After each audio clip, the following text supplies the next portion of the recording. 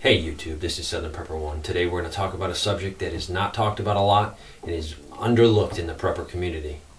Now you're probably thinking, what is it? No, it's not about the coolest tactical knife or the coolest pistol or coolest piece of equipment you have. This is a simple thing that is overlooked and that could save your life.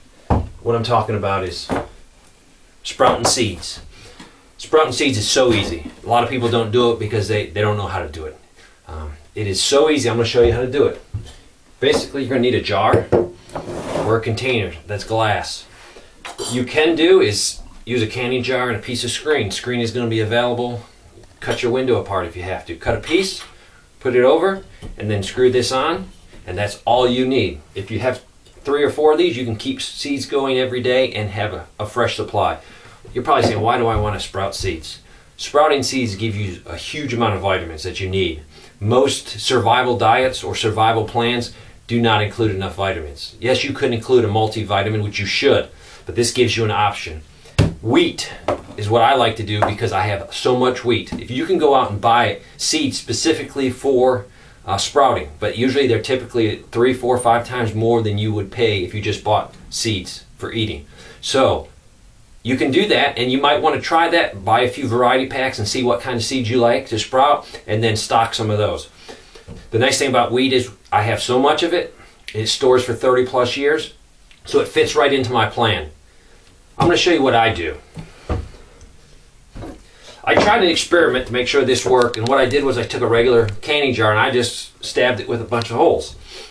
So if you don't have any screen, a regular jar, a glass jar will work. What you're going to do is you're going to take any size jar, and typically you're going to put about 1/4 to 1/2 cup. Depends on your jar. This quart, you can definitely do 1/2 cup. What you're going to do is put your seeds in there. You're going to fill this full of water. You're going to put the top on it, and you're going to let it soak. So first thing is soaking. Seeds take anywhere from 2 to 10 hours.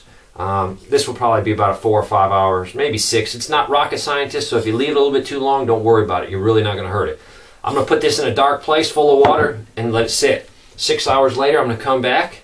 I'm going to drain the water out, refill it, swish it around just a little bit, rinse the beans, and then re-drain. At this time, what I'm going to do, you can tip it upside down on a paper towel like this, so it will drain but also get air in. Typically, I just set mine like that, and you let it sit. I drain mine anywhere from 2 to 4 times a day. I just put clean water in it, dump it out, set it back. Some people keep them on the counter, some people keep them in the dark. I prefer the dark method.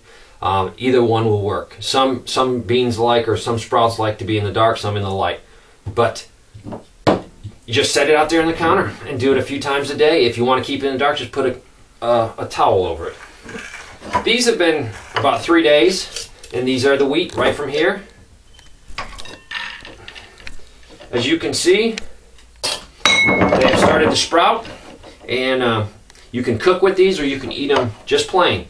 If you want to cook with them, typically you make them small, maybe even smaller than this. If you're going to eat them raw in a salad or just eat them, you can make them grow 2 inches, 3 inches. It depends on your taste. So experiment and figure out what you like. But that right there is wheat.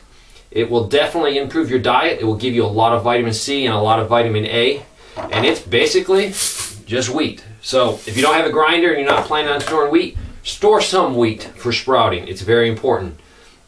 This can is a little over $2 at the Mormon Cannery, or you can get them online at a lot of companies. Emergency Essentials.